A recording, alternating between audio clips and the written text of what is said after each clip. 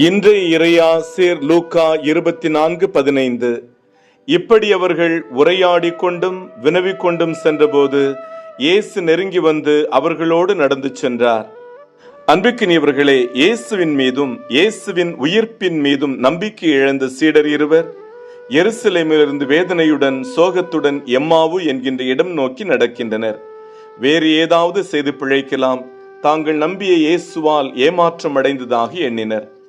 இந்த பயணத்தில் இயேசு மூன்றாம் நபராக இணைகிறார். நமது வாழ்வின் பயணம் கனமாகி வேதனை மிகுந்ததாய் உள்ளம் உடைந்து போகும்போது இயேசு நம் உடன் வருகிறார்.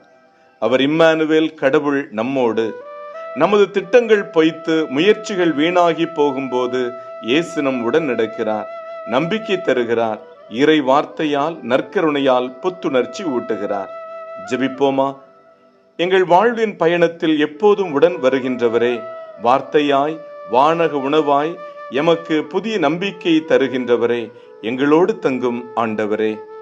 எல்லாம் வல்ல இறைவன், தந்தை, மகன், தூய ஆவியானவர் இந்த நாள் முழுவதும் உங்களை ஆசிர்வதித்து பாதுகாத்து வழி நடத்துவாராக. ஆமேன்.